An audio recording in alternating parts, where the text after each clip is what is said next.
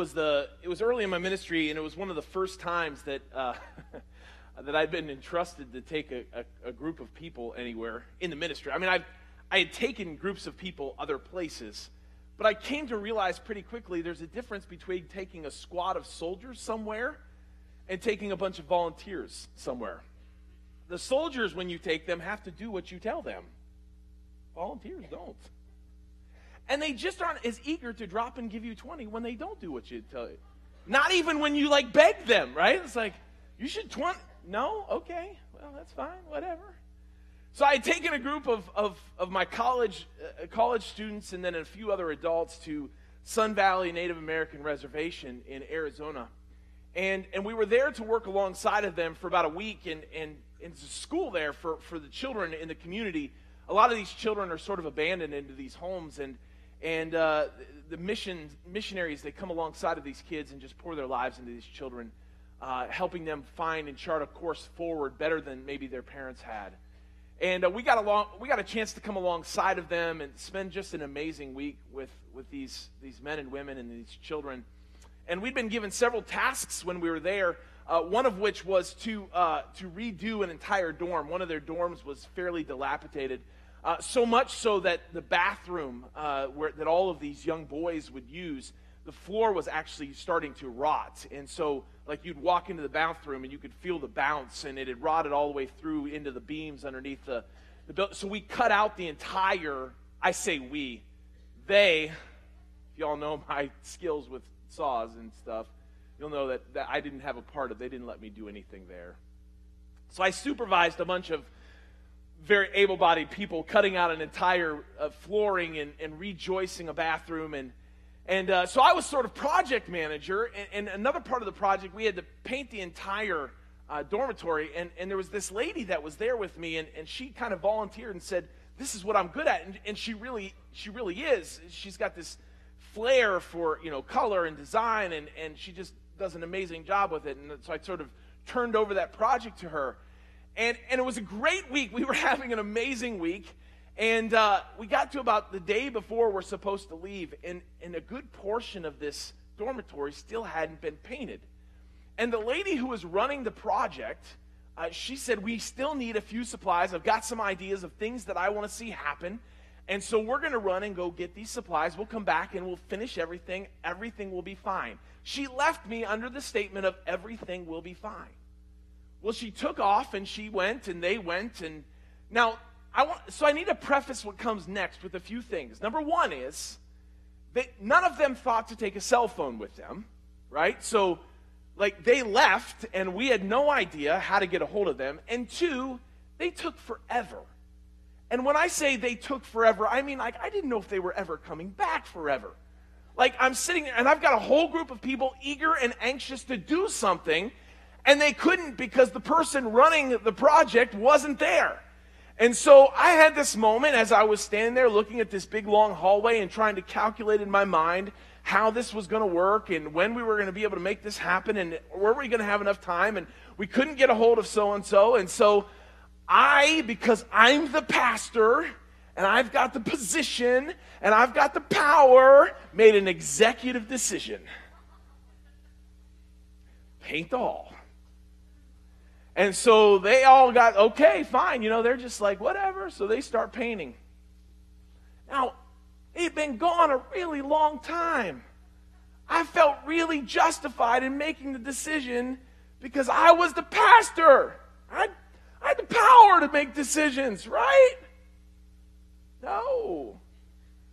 So we're painting, and I'm painting, and I hear the front door open of the dorm, and then in walks into the hall door Donna. And you remember when you were a kid and you got caught doing the very thing that you weren't supposed to do? You remember that response, that feeling that happened? So I'm rolling the walls, and all of a sudden Donna walks in, and I was like, and Donna's response was, when she walked through the door, she walked in and went, and then the tears started coming, and I was like, oh no! And she took off and slammed the door and walked out, and I'm sitting there And I look at and everybody's looking at me. What do we do? Keep painting. And so they kept painting, and I was on my way out the door to meet her, and her husband, who was with me, he comes out the bathroom, because he was one of the guys that could actually use equipment. He comes out the bathroom, and he sort of intersects me on the way out, and he looks at me, and he says, "Stop. Don't do that. Let that go. Let her calm down."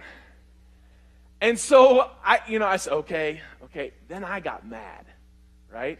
I got mad, frustrated mad. I'm like, what the nerve for her to come in, and I'm trying to do what's right, and I'm the pastor, I'm responsible for this thing, and I've got the power to make decisions, and she needs to understand who's in charge. I mean, I didn't say any of this out loud. All of this is going on up here as we're going, yeah, just keep painting, yeah? And so I'm at this point, I am just flustered and frustrated and mad, and I'm thinking to myself, man, we've still got a whole day of work ahead of us, and this woman is going to ruin this thing. How on earth am I going to fix this? I'll come back to that in a minute. So there's a text that we're going to use today that's going to help us make sense of where we want to go today. And it's out of John chapter 13, and I think it has something powerful to say to each one of us today. So let's take a look at John chapter 13. This is Jesus. It's a story about Jesus. It was just before the Passover festival. Jesus knew that the hour had come for him to leave this world and go to the Father. And I love this. I love this line. Having loved his own who were in the world, he loved them to the very end. Now, in other translation, it says, he showed or demonstrated his full extent of love, or he put on display the full measure of his love. Or in another translation says, and at this point, he loves perfectly. The evening meal was in progress, and the devil had already prompted Judas, the son of Simon Iscariot, to betray Jesus. Jesus knew that the Father had I love this, Jesus knew all things had been put under his power, that he'd come from God and was returning to God. He knew what his role was. He knew what his power was. He knew what his position was. And when he knew that, he got up from the meal, took off his outer clothing, wrapped a towel around his waist. And after that, he poured water into a basin, and he began to wash his disciples' feet, drying them with a towel that was wrapped around him.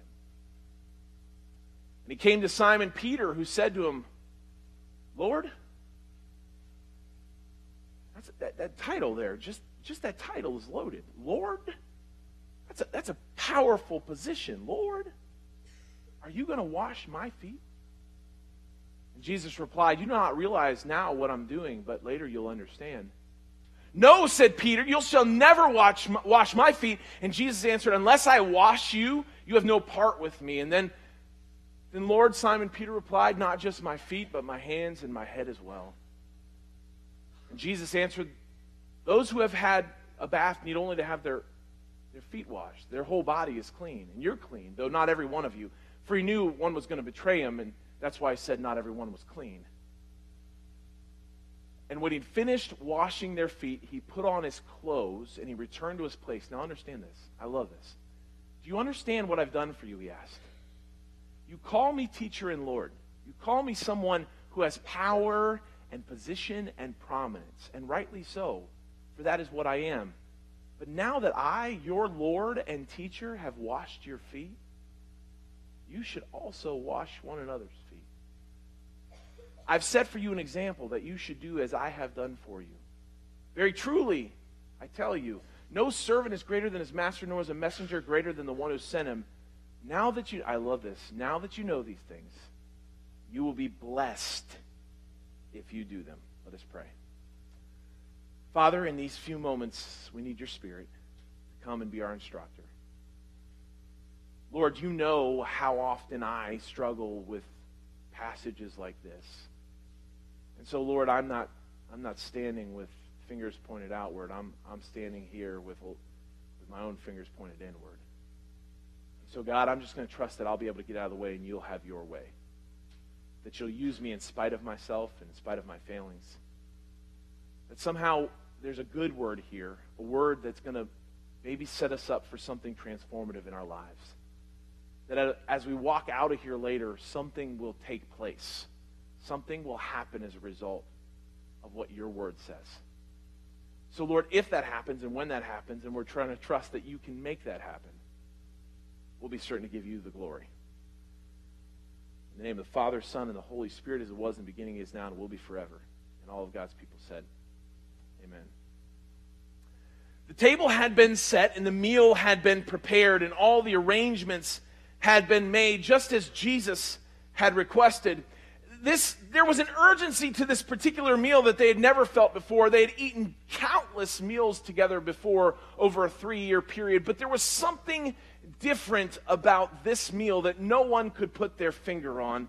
Each of them began to find their place at this long table, and I imagine that some of them were trying to jockey for positions just like they used to.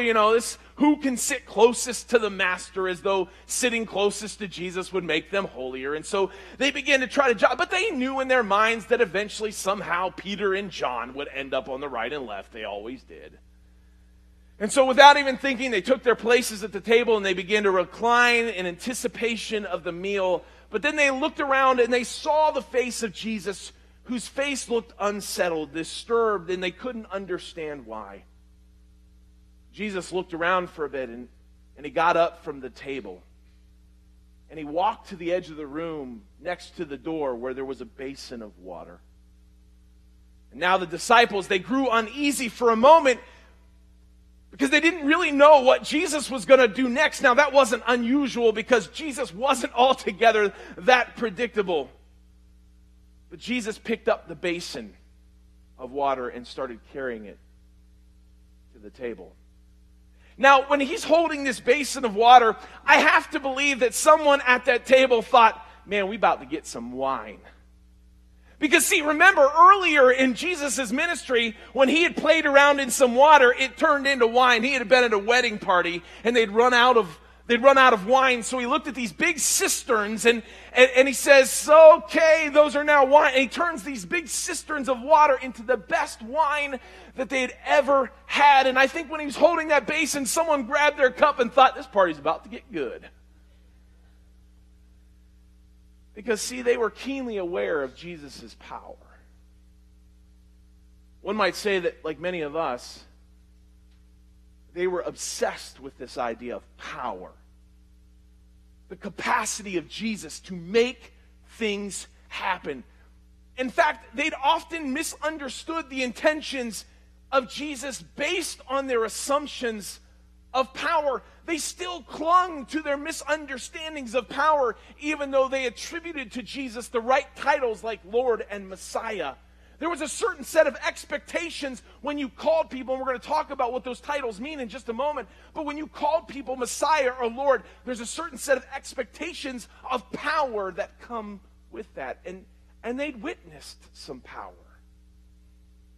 They'd witnessed water turn into wine for sure, but they'd witnessed countless healings. Blind that could now see, the deaf that could now hear, the leper that was now cleansed, even the dead children that were raised to life. They'd witnessed demons flee in the presence of Jesus. They'd even watched him walk on water. Like, that's some power, folks. And they understood that power. They'd witnessed him at one point in the story. They had witnessed him feed 5,000 people with just a few pieces of bread and a little bit of fish. And after he displayed his power in that way, the Bible actually uses this word, the crowd of people that had been fed wanted to make him king by force, because in their minds, anyone with that kind of power needs the position and the privilege and the prominence that goes with them. He had the power and the position. And watching him carry that basin to the table, they expect a full display of power. And what Jesus does is a complete reversal to everything that they ever assumed should be Messiah and Lord. Taking off his outer garment, he bent low. Now, there's a certain hierarchy in that society, as there is in most societies. There are certain people expected to do certain jobs, and then there are those that aren't expected to do any of those kinds of jobs, and you just hope that in some way you can find yourself on a couple rungs higher up on the ladder than those who have to do the lower jobs than you would ever want to do. And Jesus, when he goes to that basin and he picks it up, he breaks that. He doesn't fit in that hierarchy anymore. He didn't fit in this ladder climbing anymore, because that role that he was about to take, the one who takes the basin and washes the feet, is actually the lowest servant was given that task. See, in those ancient cultures, when you walked around through the streets with sandals on, you came through the house and you were immediately met by the lowest servant in the house, who would then take your feet and wash your feet so that you could enter into the house. Now, these guys were a bunch of vagrants and vagabonds and misfits, and they didn't walk around toting any servants with them, so they would come in and they would just start eating. And Jesus looked around and he saw that basin and he said, now it's my turn. It's my turn to do the very thing that everybody around me would tell me as below me. It's my turn to show you what happens when you start to let go of power and prominence. And he turns the world upside down in their lives, because he does the very thing that no one called Messiah or Lord should do. They were literally beside themselves, dumbfounded and confused, so much so that Peter would actually resist this moment. And I can understand why. Lord, you will never wash. Lord, get a hold of yourself. Lord, this is below you. Lord, what will people think? Lord, you have too much power for you to be washing my feet. I've got a problem with the way we tell this story in the church.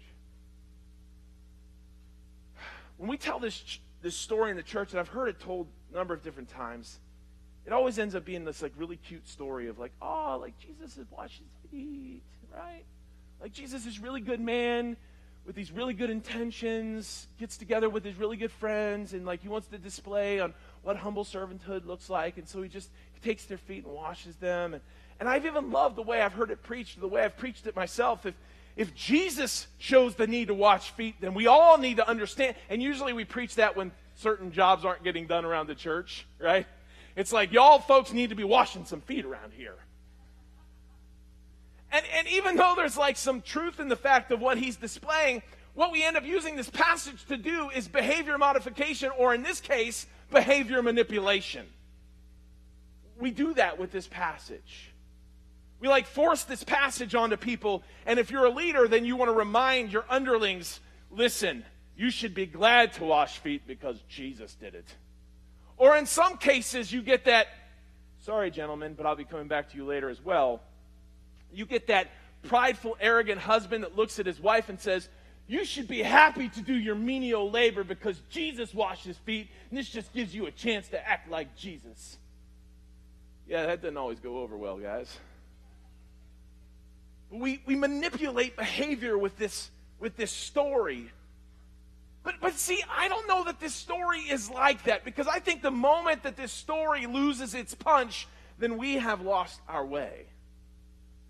When Jesus washes these men's feet, this wasn't lost on them. They understood that this was a complete role reversal to what they've ever expected power and prominence to look like. See, there was much that they didn't understand yet about Jesus. They knew a lot about Jesus. They'd walked with Jesus. They even had titles for Jesus. But there was still so much that they didn't quite get or understand about Jesus. But no matter what they did know about Jesus, they did know that what Jesus was doing should not be done by Jesus. It was below him. They called him Messiah. Now, for those of you who are new to the church, that word may seem like weird. What is that? So the Messiah is a traditional Hebraic word, a Jewish word. That the Messiah was the one that the Jews believed that God would eventually send to redeem and restore them as a people.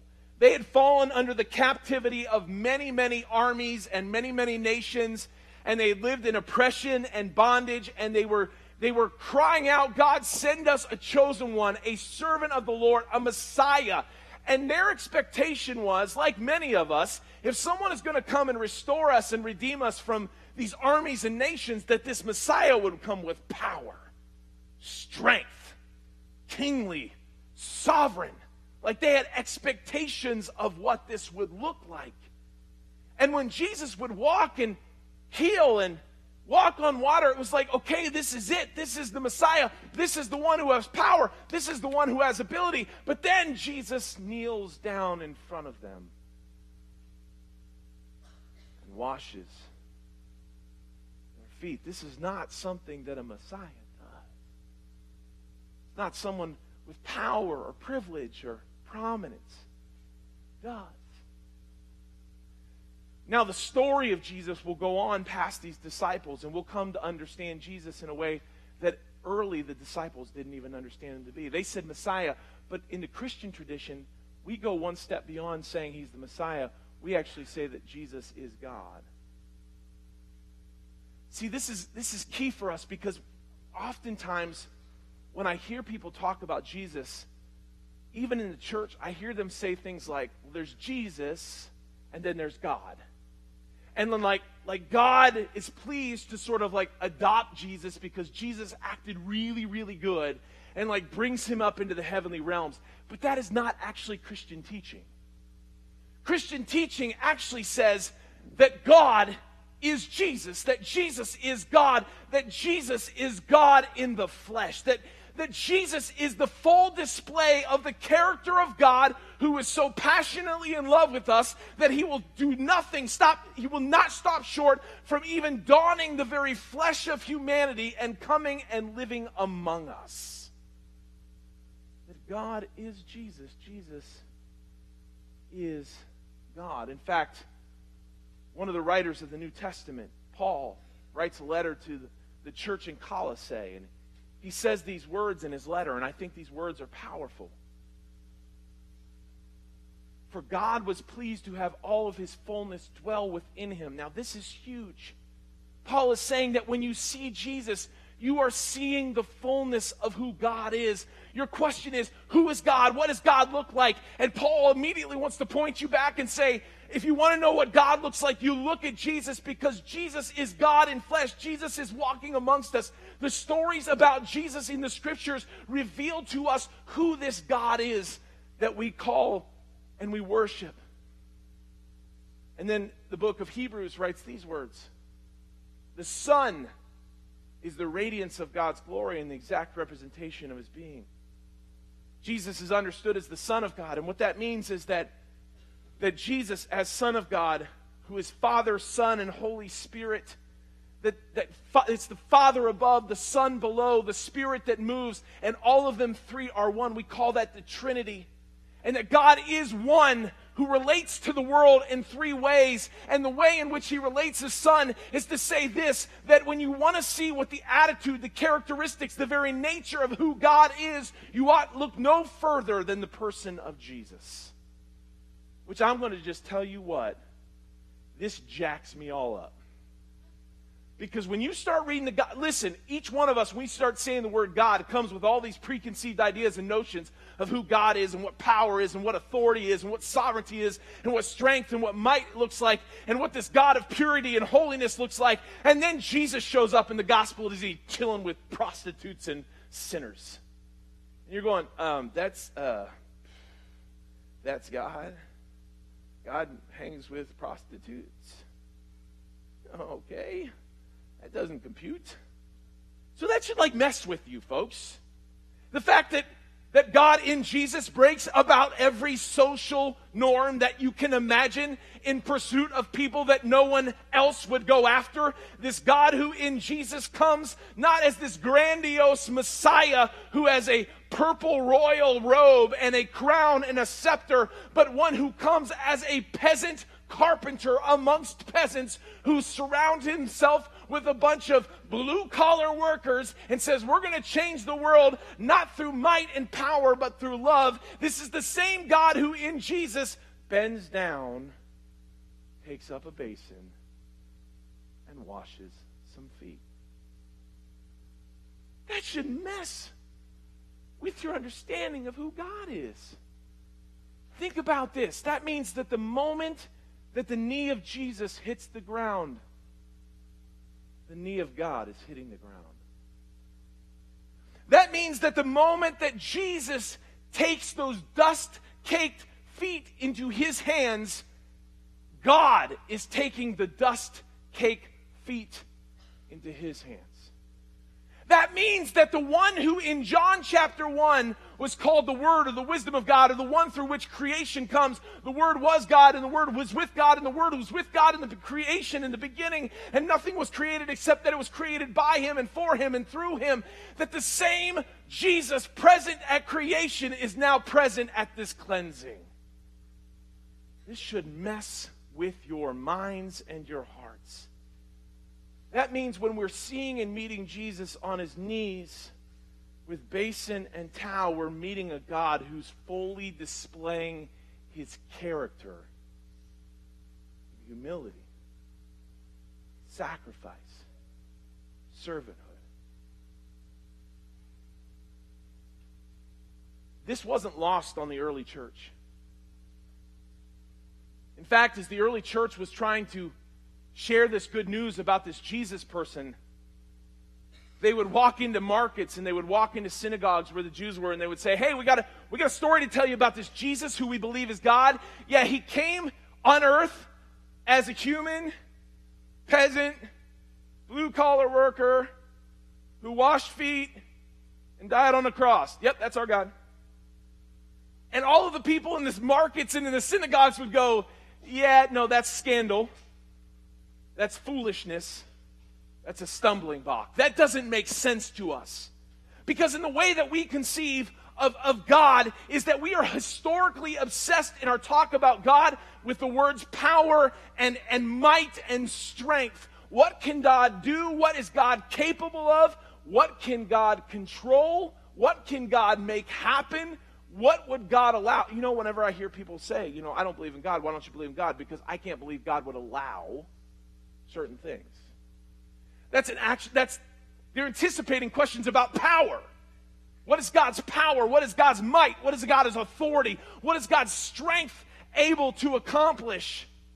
I think we're addicted to these words, and if you even look, and I'm not gonna bore you with a lot of ancient historical philosophy, but they're over and throughout the ancient world. Anytime they talked about God, they would use words like primal cause, which means the one who had the strength and the ability to power to get this entire ball rolling that we call the world that we live in. Like he creates and he establishes and he sets laws in place and he gets it going, and then he sets it off on its direction, and he has the power to control and manipulate and make things happen the way he wants to happen. Or he's called unmoved mover, which means he has the capacity or the strength or the ability to move things in this world, but he's not affected by those things. He's not upset by those things. He's not even engaged in those things. And we use these words like all-powerful or sovereign, and we think we know what we mean by these words. And because of our obsession with power, we create all these categories. And we create all these words surrounding God, and then we try to jam Jesus in them. All powerful, and we try to jam Jesus into those words. And we're saying, can you tell me what that looks like? The one who abandons his power and comes and washes his feet. How does that fit? See, here's what I think. Instead of creating categories about God that we think God should be and then forcing Jesus in, why don't we start with Jesus and allow him to define the characteristics of who God is? Instead of picking up some categories and saying this is who God is and making the God of the Scriptures fit those categories, maybe we should start with the God of Scripture and allow him to define what we understand about God. See, I don't think we should be all that surprised if we read well the Scriptures that Jesus would get down on a knee and wash feet. I don't think we should be that surprised. You know why? Because this isn't the first time in the Scriptures that God gets his hands dirty. I mean, you can go all the way back to the beginning. In Genesis chapter 1, God does have the power and the position to create things simply by the word of his voice. He says, let it be, and it is. But the very next chapter, and this is what I love about the Scriptures. The very moment when you think God is fitting all your categories, he is powerful, the very next passage, he is down on his knees playing in the dirt. The Bible says he creates humanity out of the dust of the earth. He's already got his hands dirty. Second chapter in the Scriptures. We shouldn't be surprised that this God who we worship is one who would come with towel and basin, because this is the God who has consistently come and emptied himself out in pursuit of his cherished possession, humanity, and in his love for them. When he's playing in the dirt, that's not an act of power, that's an act of intimacy and love.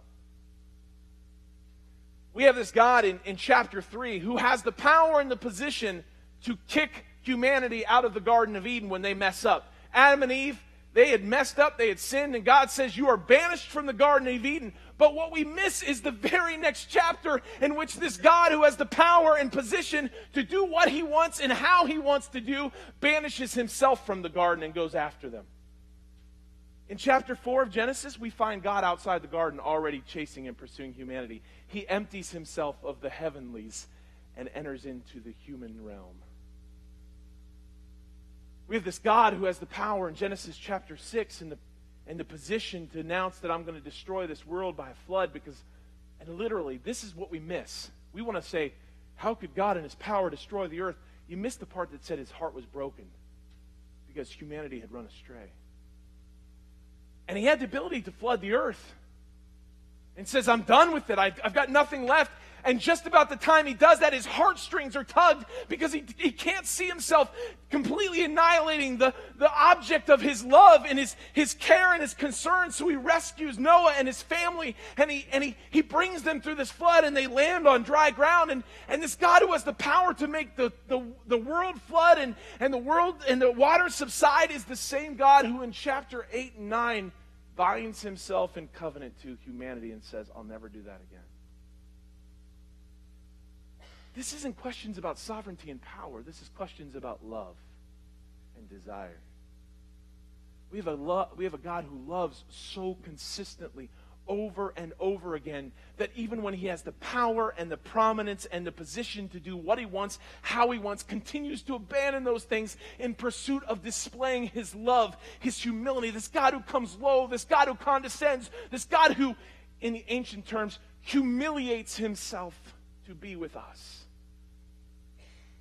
A God who, when they reject his power and position, there's a story in which the scriptures say that the people of Israel got tired of God being their king, and they wanted their own king. They wanted their king just like every other nation, and they say, we want our own king. And God actually warns them and says, you won't want that kind of king, because that king won't understand what to do with power and sovereignty and might.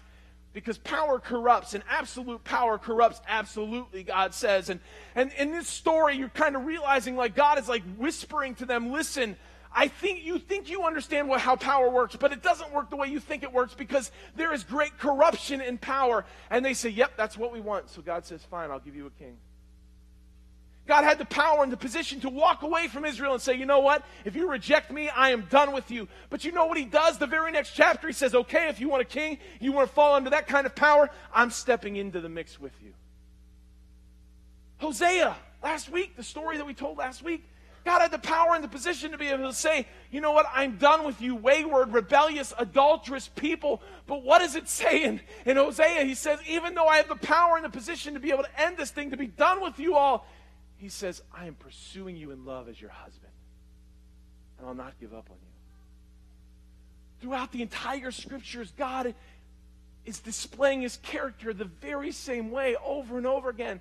God is not primarily sovereignty or power or authority. That God is primarily love, which then defines all of those terms. What if power is not an act of the will, but what if power is the ability and the capacity to love well? What if sovereignty is not just the ability to do whatever you want whenever you want it, but what if sovereignty is this unconstrained, unlimited ability to love us in spite of ourselves, no matter what, however, wherever, and whenever that would happen? What if that's sovereignty?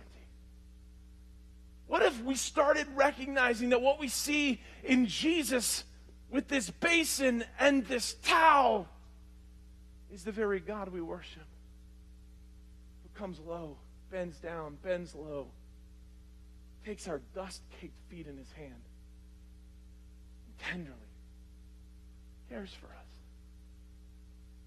How about that might change the way you understand our God? I love this story. This story is so powerful. The story starts off when it says Jesus knew where he was heading. He knew who he was. He knew he was going back to the Father. He knew who he was. He knew that all power had been given to him. But you know what he doesn't do? He doesn't have some sort of insecure display of power right there. Like some sort of insecure, egomaniacal jerk who would all of a sudden go, you know what, I know where I'm going, so I better prove myself to these folks that I'm an authority and that I have power. Instead he goes, you know what, I know who I am. I know where I'm going. I know what my role is. I know what my power is. And I am emptying myself out to show the full extent of my love, which is to wash your feet. And as he begins to wash his feet, Peter couldn't compute. He says, God, Jesus, I will not let you wash my feet. This is below you. And Jesus, and I love this, he says, if you will not let me wash your feet, you'll have no part of me. Peter, you're still clinging to idolatry. You're still clinging to concepts and conceptions about who God is and what authority looks like and what power looks like. And if you won't allow me to display my humble, self-giving, holy love to you in this moment, you will have no part of me. And then he says to us, and this is where it messes with us big time. He stands in front of his brothers after he'd washed all their feet. And he says these words. You call me Lord and teacher. You name me as power and prominence and position. And you see what I just did. And how I displayed my true character of humble, self-giving love. You saw how I acted amongst you. And you ought to do the same thing as well. This is where it wrecks you. Because if we're going to call ourselves Christ followers, then we ought to put on display the character of this Christ that we follow. In fact, Paul wants to say it this way in Philippians chapter 2. Do nothing, this passage wears me out every time I read it. Do nothing out of selfish ambition or vain conceit. Rather, in humility, value others above yourselves. Ouch. Not looking to your own interests. Everybody got that one down? No? But each of you should look to the interests of others.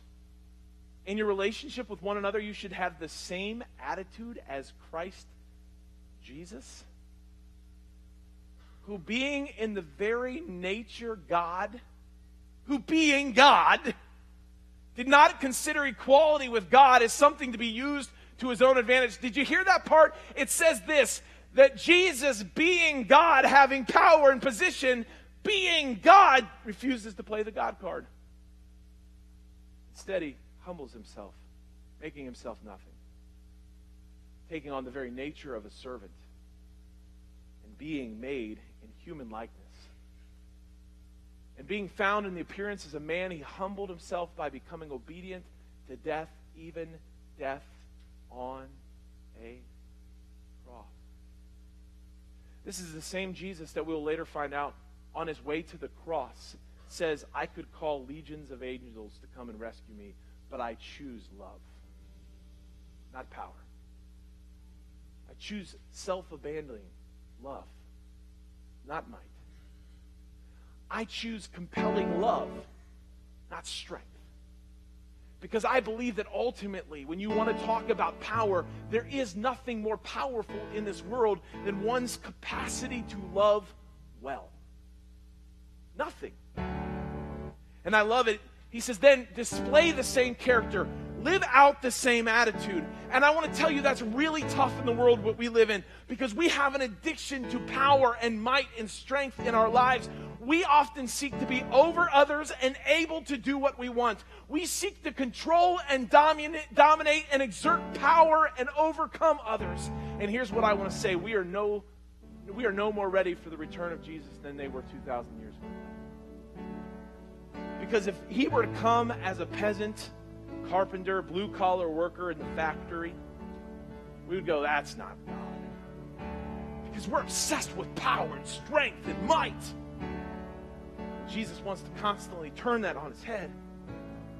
When God's character is displayed through holy, self-giving love, a love that comes low, a love that bows down, a love that gets its hands dirty, a love that serves not as a good action, but as a faithful display of character, a love that bows low in service, a love that makes sacrifices, a love that cares less about demanding our own rights and more that does the concern for the least, the last, and the lowly.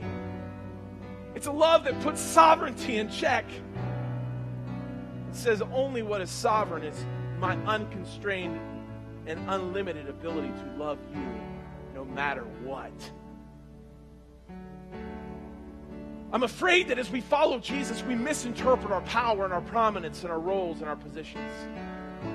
I'm afraid that as we follow Jesus, we're so obsessed and addicted with this idea of power that we miss the moments when God himself comes so low that he takes basin and towel. And I'm afraid that what happens is that we begin to live the wrong way when trying to follow the Jesus way. Now, man, I'm going to talk to you for a minute here. I told you I was coming back to you. Ladies, you don't have to pay attention to this. I mean, you can chime in, listen in, but this is for guys, because for us guys, we got to talk plain from time to time. Gentlemen, if I hear one more man come in my office and go, I'm head of the household, I make all the decisions, and my wife better submit to me because that's what the Bible tells me, I am going to lose my ever-loving mind. Because you know what the Bible tells you, gentlemen?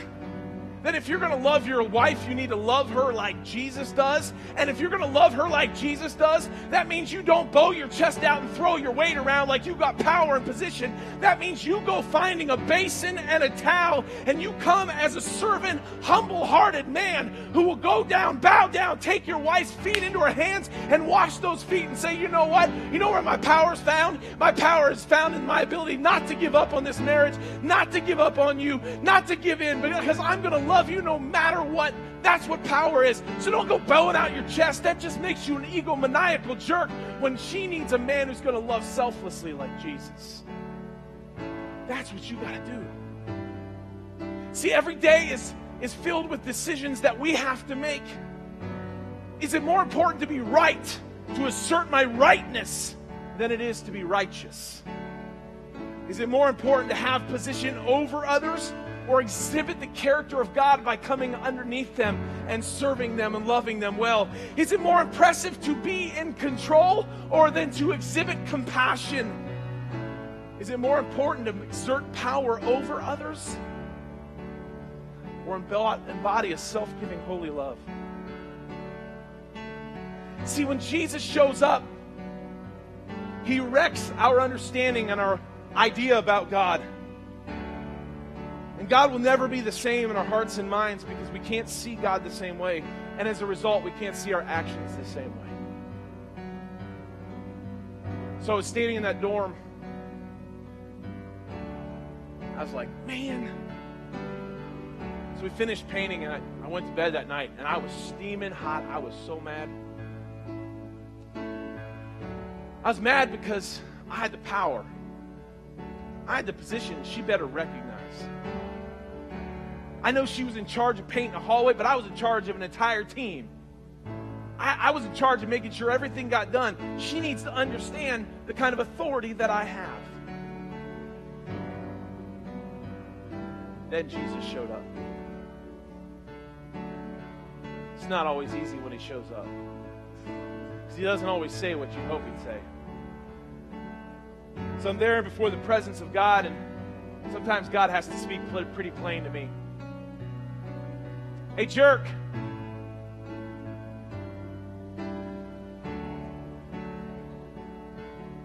God, I'm the only one here. Exactly. Hey, jerk. But God, I should probably stop right now, shouldn't I? Yep. He said, hey, big boy, how you feeling about yourself right now? You really let her know who was in charge, didn't you? You really displayed your power. You really let all of those little college guys who were following you see what a real man can do, right? Well done, big boy.